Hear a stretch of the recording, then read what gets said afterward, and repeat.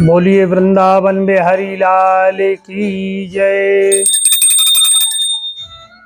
आप सभी का हमारे इस YouTube चैनल में हार्दिक स्वागत है। और आज हम पंडित आशुतोष दुबे आप सभी के सम्मुख एक बड़ी ही सुंदर सी कथा एकादशी व्रत की लेकर आ रहे हैं, जो कि आने वाली 10 तारीख को रविवार को यह एकादशी है, जो जया अजा एकादशी भी इसे हम कहते हैं। और इस एकादशी का इतना ज़्यादा पुण्य का प्रभाव रहता है कि हमारे द्वारा जाने अनजाने में हुए पाप या जानबूझकर किए हुए पाप वह भस्मीभूत होते हैं। और हम चाहेंगे आप व्रत रहें अथवा ना रहें, लेकिन श्री हरि की यह कथा आप अवश्य श्रवण करें। प्रभु की कथा श्रवण का भी बड़ा फल है और बड़े मन भाव से आप इस कथा का श्रवण करें। श्री हरि का उस दिन अभिषेक पूजन अर्चन करें। और कुंती पुत्र युधिष्ठिर श्री मधुसूदन जनार्दन कान्हा जी से, कृष्ण जी महाराज से कहते हैं कि हे पुरुषोत्तम, हे श्री हरि, आप मुझे भादो मास की कृष्ण पक्ष की जो एकादशी आती है उसका क्या नाम है और उस एकादशी का क्या फल है, आप मुझे बताने की कृपा करें। मैं इसे सुनने की बड़ी इच्छा से आपके सम्मुख आया हूँ। तब श्री मधुसूदन जनार्दन कान्हा जी कहते हैं कि हे राजन सुनो, भादो मास कृष्ण पक्ष की जो एकादशी है इसका नाम अजा है और इसे जया कामनी के भी नाम से इसे जाना जाता है। इस दिन श्री हरि विष्णु का पूजन का विधान है और जो मनुष्य इस दिन श्री हरि का पूजन अर्चन पूरे मन भाव से, भक्ति भाव से करता है, उनके पाप भस्मीभूत हो जाते हैं।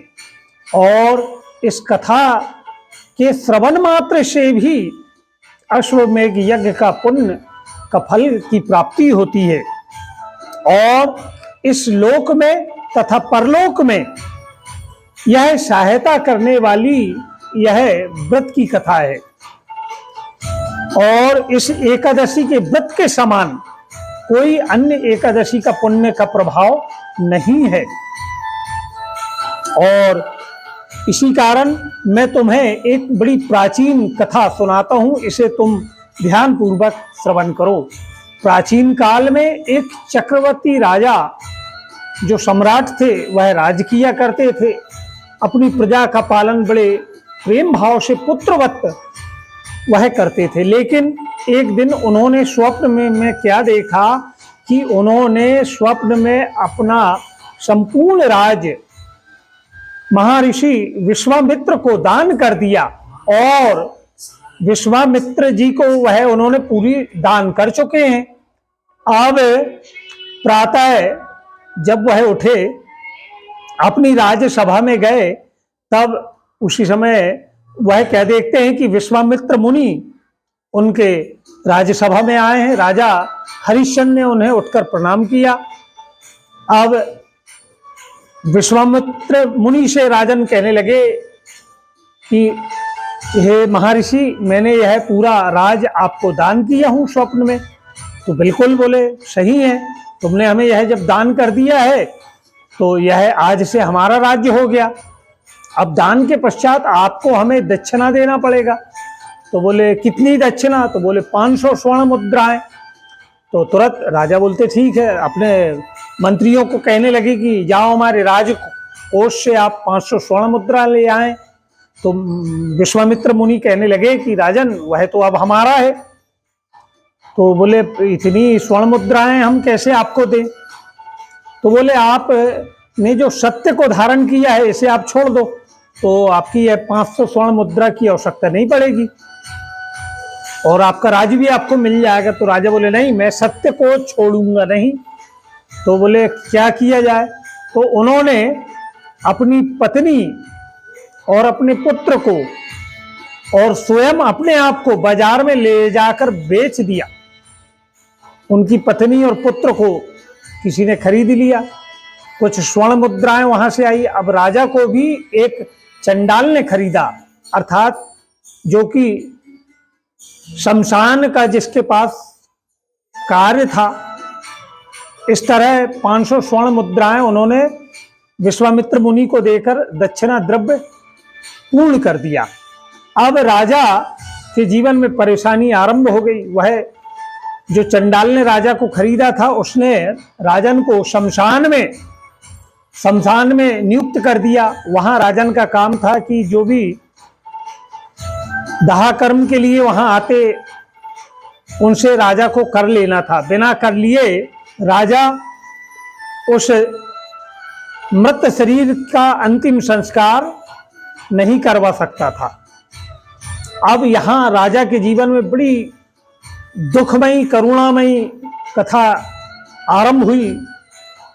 प्रभु, अब देखिए, एक समय ऐसा भी आया कि राजा बड़े विकट परेशानी में अपने आप में इतने दुखी हो गए कि सत्य को मैंने धारण किया और इतनी परेशानी आई।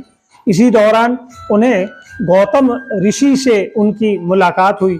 गौतम ऋषि को प्रणाम कर राजा ने अपनी यह करुण कथा कही।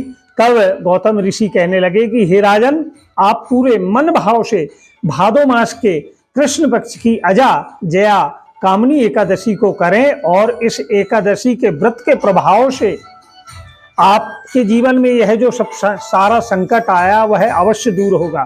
राजा ने मन भाव से इस जया अजा एकादशी भादो मास की कृष्ण पक्ष की इस एकादशी को किया और इसी दौरान राजा का जो पुत्र था उसे सर्प ने चाप लिया और डस लिया और वह पुत्र मर गया।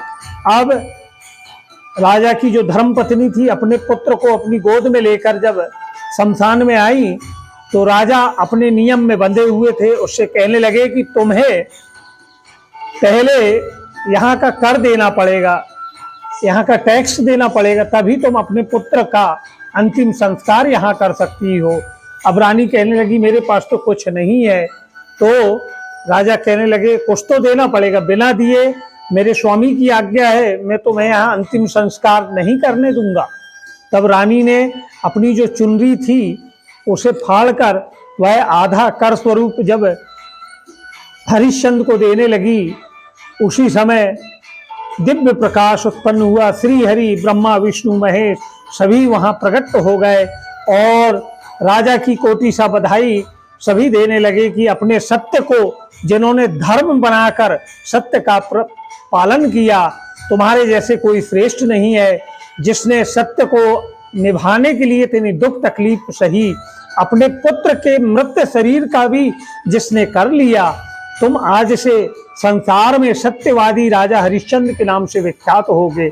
और प्रभु की कृपा से राजा को पुनः अपना राजपाट मिल गया और वह सुखमय जीवन व्यतीत करते हुए अंत में श्री हरि के वैकुंठ धाम को गए।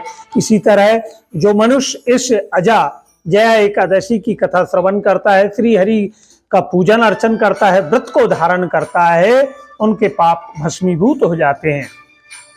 अब एक विशेष बात हम आप सभी से कहना चाहेंगे, चाहे अनजाने में या जानबूझकर आपके द्वारा असत्य भाषण हो जाता है, आप झूठ कह देते हैं और वही झूठ भी एक पाप का रूप धारण कर लेता है। आप पुण्य केवल 10% कर पाते हैं और पाप आपका 50% हो जाता है। तो हम चाहते हैं कि किसी भी रूप से आप प्रभु से जुड़े रहें, उनकी कथा ही श्रवण करके अपने पुण्य में बढ़ोतरी करें और जो मनुष्य इस कथा का श्रवण करता है उसकी सब मनोकामना सिद्ध होती है। बोली वृंदावन बिहारी लाल की जय।